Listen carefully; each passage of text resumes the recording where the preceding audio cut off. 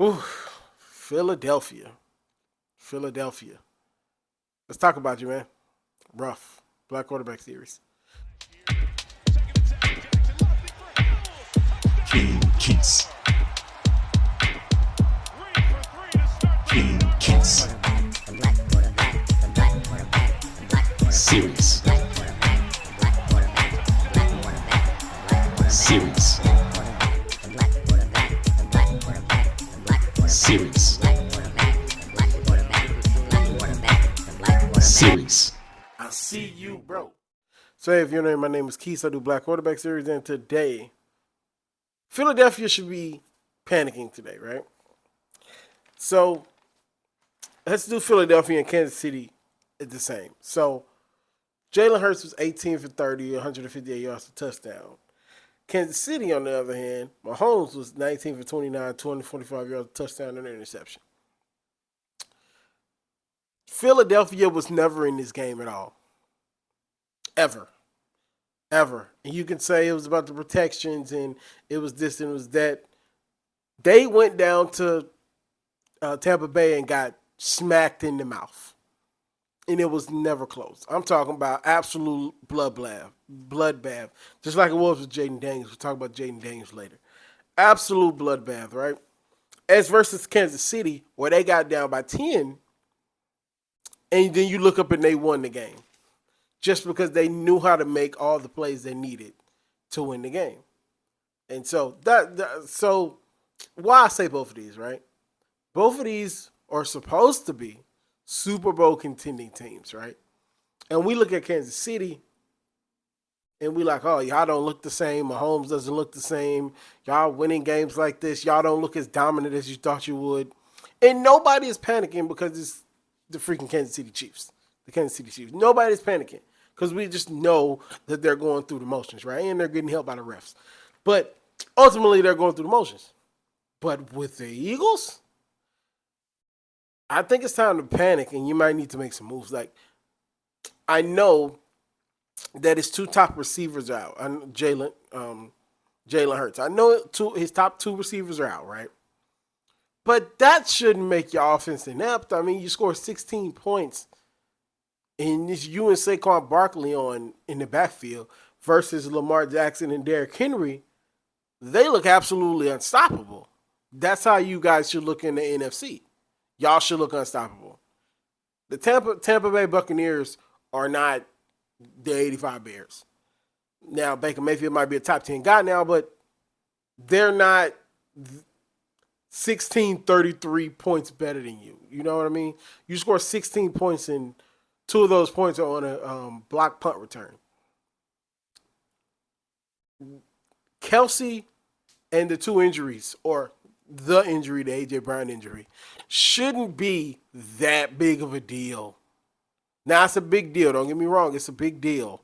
But it shouldn't be the difference between your offense looking like decent in the pass game and just inept in the passing game.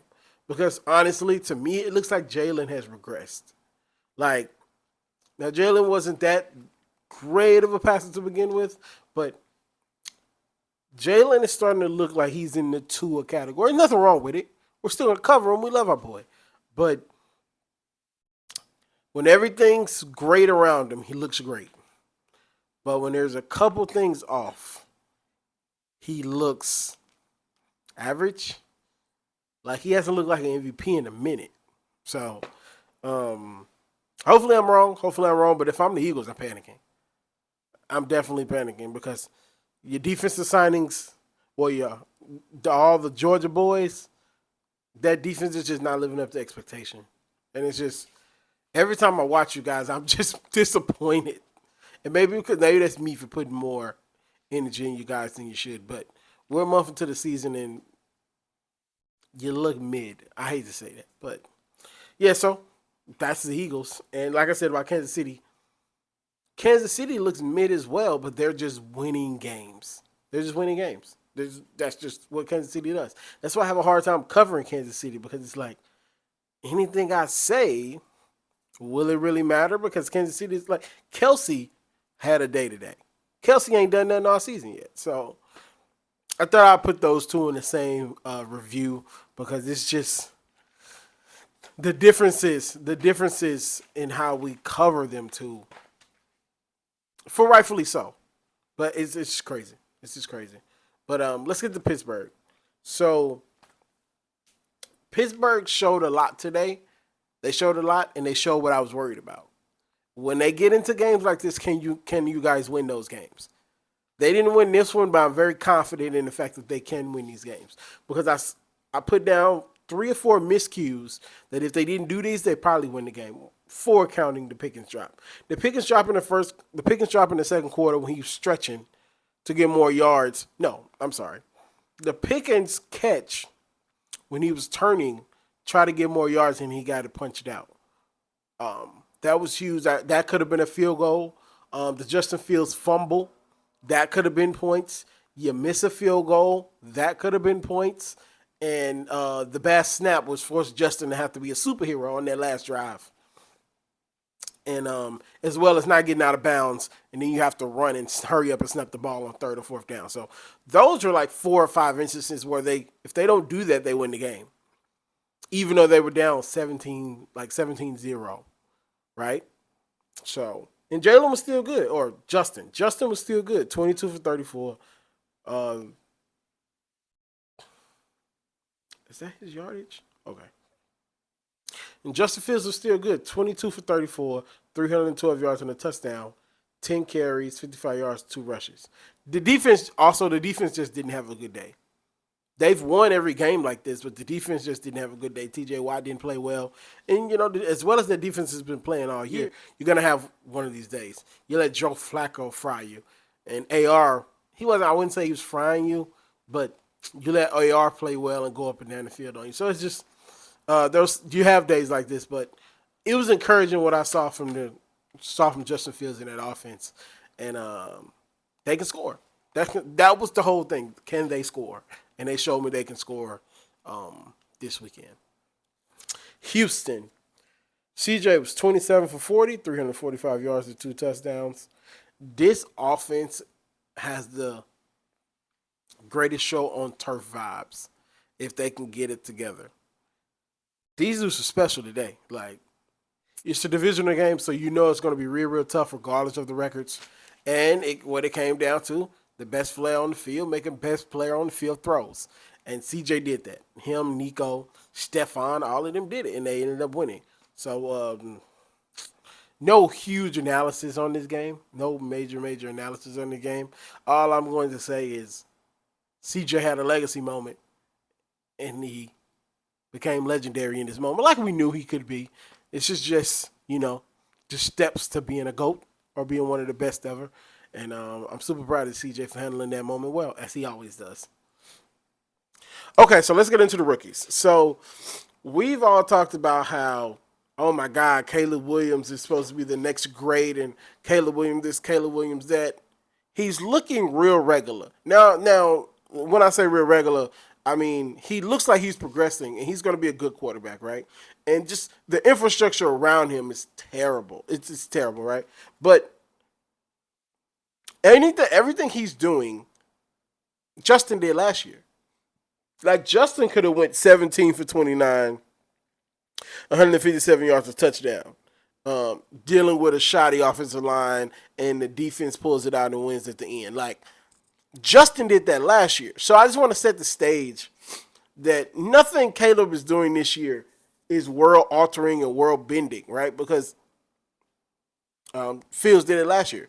Compared to what I just talked about when I talked about Pittsburgh, he's 22 for 34, 312 yards, a touchdown, right? So, like, I know what the Bears are doing, and it's good that they're winning because they're winning while they're showing them. But, like, I feel like I feel like if Justin had these weapons, he would be getting better results. Just based off the fact that he would have been a 4th-year guy and all that. So, but let's divorce that. Caleb had a good day. He had a good day. He's like I said, he's a rookie.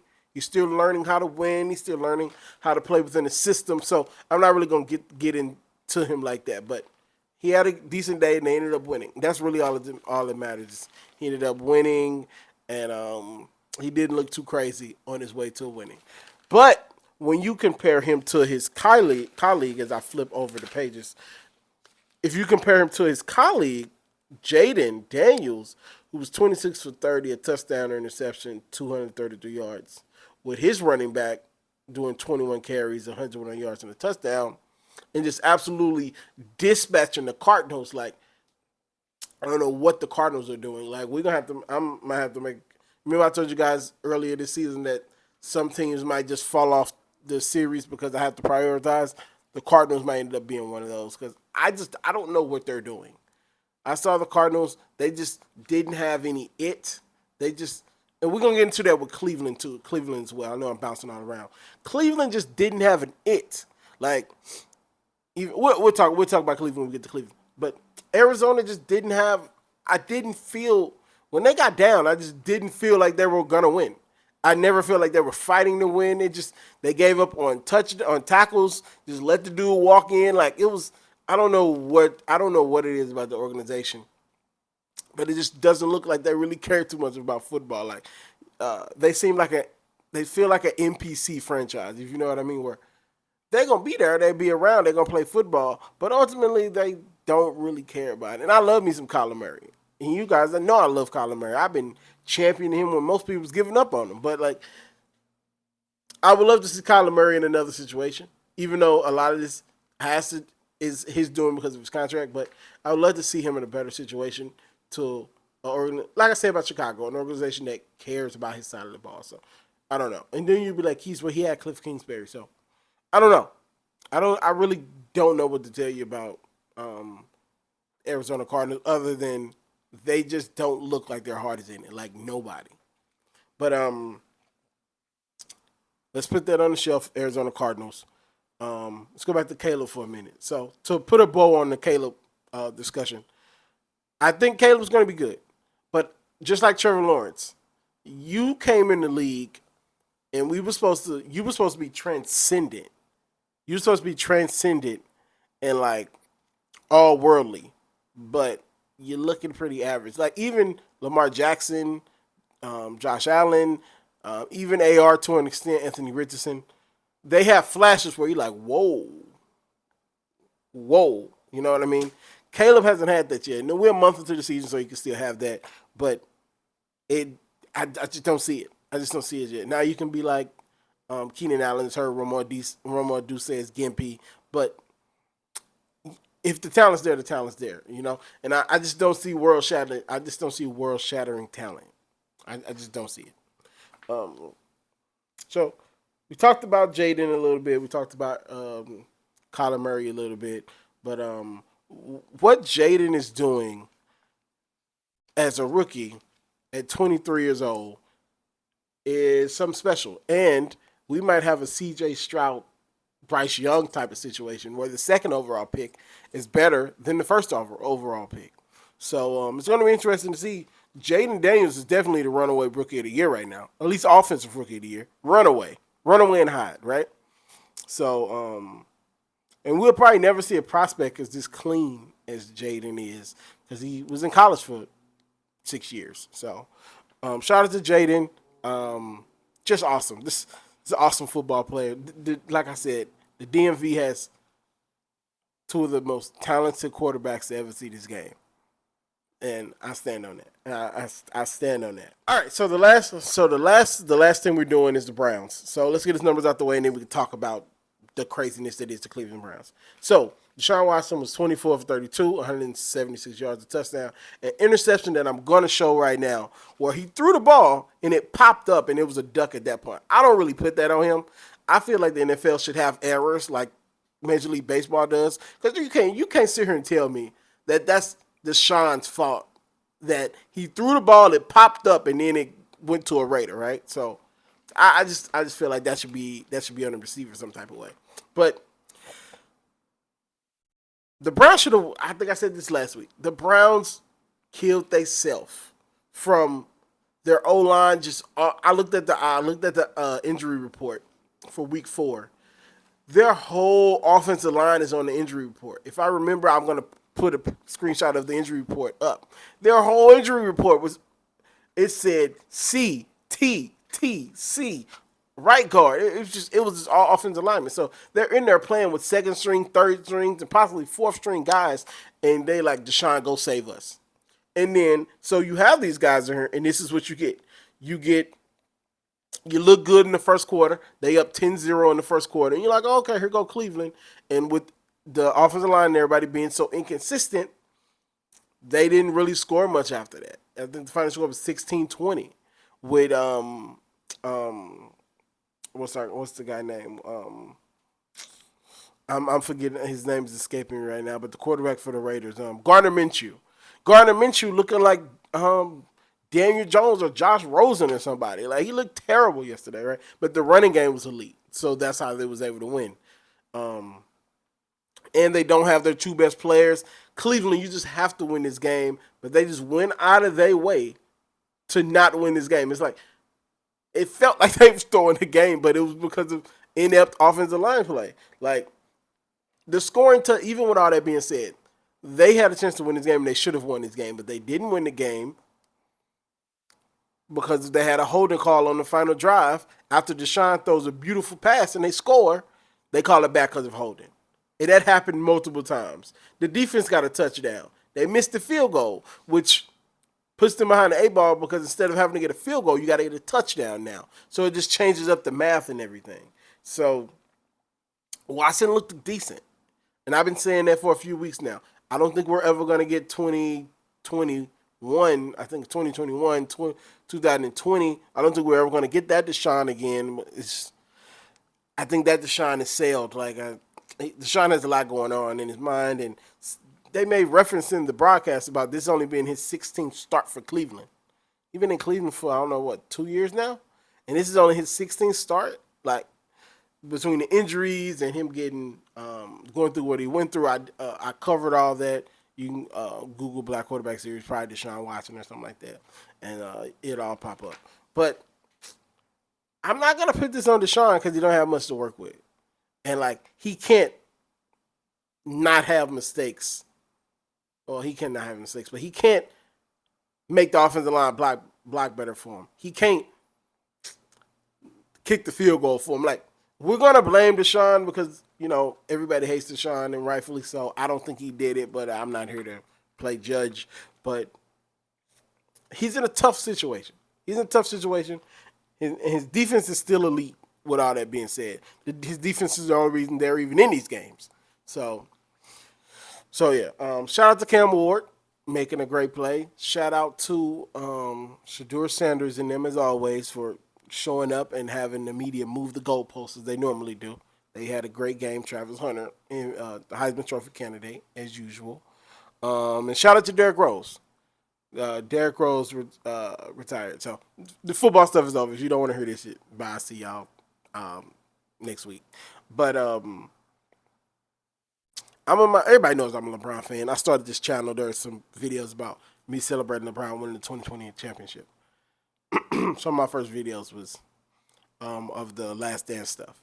So I was on the opposite side of Derrick Rose MVP season. When I say this guy was still elite, I couldn't respect it the way I respect it now, but this guy was elite. And to see Derrick Rose retire, it's like, man, he made it 16 years, I think? Nobody thought he was going to make it in the NBA this long as he played. Like, that 50-point night had grown men crying. Like, it was special. It was special. So, shout out to Derrick Rose. Hopefully he gets his jersey retired by Chicago. Hopefully he retires the Chicago Bull. And I'll talk to you guys later. Peace.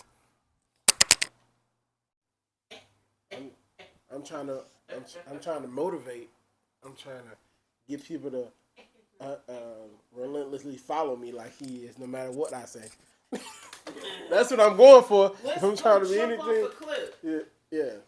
Like these. This is outtakes, so they can be. I'm not using this. These niggas. You did it. Y'all gonna leave me alone with this mic. Like, Trump, get out of here. see, now I'm finna get all Trump advertising. Let Let me record my video so I can be done with this week. Let me just say, let me look. Cause you listen. just used up all your Uno time. Now you're gonna have to wait till later on to play Uno. I can play Uno online. I can go beat those losers.